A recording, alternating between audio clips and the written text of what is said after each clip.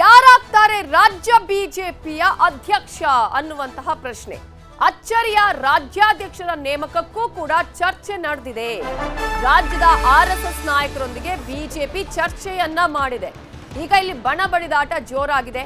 ಯತ್ನಾಳ್ ಟೀಮ್ನ ಉದ್ದೇಶ ಒಂದೇ, ಗುರಿ ಒಂದೇ, ಬಿಜೆಪಿ ರಾಜ್ಯಾಧ್ಯಕ್ಷರನ್ನ ಬದಲಾವಣೆ ಮಾಡಬೇಕು ಅನ್ನುವಂಥದ್ದು.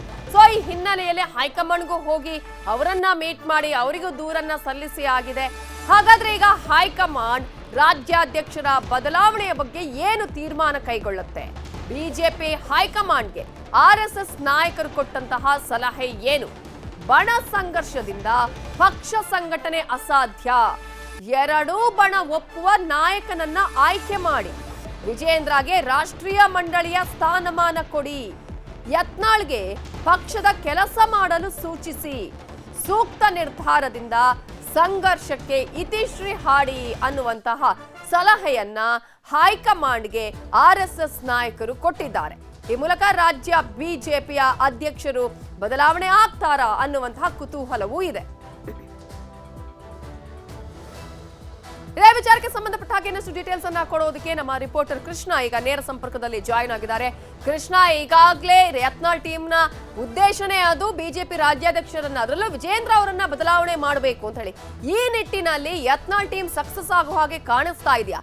ಆರ್ಎಸ್ಎಸ್ ನಾಯಕರು ಕೊಟ್ಟಂತಹ ಸಲಹೆ ಏನು? ಯಾರು ಆಗಬಹುದು ರಾಜ್ಯಾಧ್ಯಕ್ಷರು?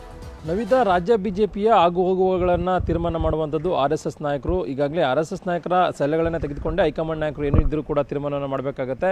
ಹಾಗಾಗಿನೇ ಈಗಾಗಲೇ ರಾಜ್ಯ ಬಿಜೆಪಿಯಲ್ಲಿ ಏನು ದೊಡ್ಡ ಮಟ್ಟದ ಸಂಘರ್ಷ ನಡೀತಾ ಇದೆ. ಒಂದು ಕಡೆ ಶತಾಯಗತಾಯವಾಗಿ ವಿಜೇಂದ್ರ ಅವ್ರನ್ನ ಬದಲಾವಣೆ ಮಾಡಬೇಕು ಅನ್ನೋ ಪಟ್ಟನ್ನು ಯತ್ನಾಳ್ ಟೀಮ್ ಏನು ಮಾಡ್ತಾ ಇದೆ. ಅದಕ್ಕೆ ಎಲ್ಲೋ ಒಂದು ಕಡೆಗೆ ಅಚ್ಚರಿಯಾದಂಥ ರಾಜ್ಯಾಧ್ಯಕ್ಷರನ್ನ ಆಯ್ಕೆ ಮಾಡುವಂಥ ನಿಟ್ಟಿನಲ್ಲಿ ಕೂಡ ಹೈಕಮಾಂಡ್ ನಾಯಕರು ಈಗಾಗಲೇ ಮುಂದಾಗಿದ್ದಾರೆ ಅಂತ ಕೂಡ ಹೇಳಲಾಗ್ತಾ ಇದೆ. ಅದಕ್ಕೆ ಪೂರಕವಾಗಿ ಆರ್ಎಸ್ಎಸ್ ನಾಯಕರಿಂದ ಕೂಡ ಒಂದಷ್ಟು ರಿಪೋರ್ಟನ್ನು ತೆಗೆದುಕೊಂಡಂಥ ಸಂದರ್ಭದಲ್ಲಿ ಈಗಿರ್ತಕ್ಕಂಥ ನಾಯಕತ್ವದ ವಿರುದ್ಧವಾಗಿ ದೊಡ್ಡ ಮಟ್ಟದಲ್ಲಿ ವಿರೋಧ ಇರುವಂಥದ್ದು ಸತ್ಯ. ಹೀಗಾಗಿ ಪರ್ಯಾಯವಾದಂಥ ಒಂದು ನಾಯಕತ್ವದ ಬಗ್ಗೆ ತೀರ್ಮಾನವನ್ನು ಮಾಡಿ ಅನ್ನೋ ಒಂದು ಸಲಹೆಗಳನ್ನು ಕೂಡ ಕೊಟ್ಟಿರುವಂಥದ್ದು.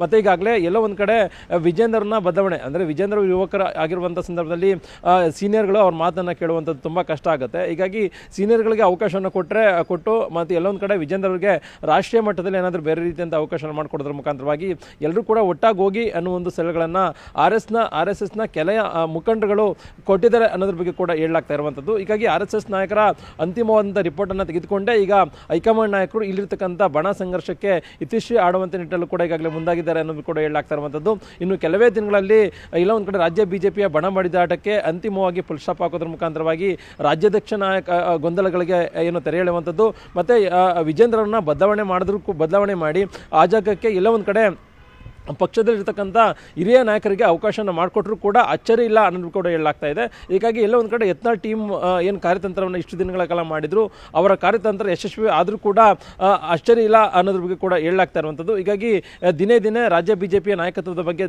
ಸಾಕಷ್ಟು ಕುತೂಹಲ ಮೂಡಿಸಿರುವಂಥದ್ದು ಸತ್ಯ. ಹೀಗಾಗಿ ಹೈಕಮಾಂಡ್ ನಾಯಕರು ಆರ್ಎಸ್ಎಸ್ ನಾಯಕರ ರಿಪೋರ್ಟನ್ನು ತೆಗೆದುಕೊಂಡು ಅಂತಿಮವಾಗಿ ಯಾವ ರೀತಿಯಂತ ನಿಲುವನ್ನು ತೆಗೆದುಕೊಳ್ತಾರೆ ಅನ್ನೋದು ಕೂಡ ಈಗಾಗಲೇ ಸಾಕಷ್ಟು ಪ್ರಶ್ನೆ ಆಗಿರುವಂಥದ್ದು. Navita, okay, thank you Krishna ಡೀಟೇಲ್ಸ್ಗೆ.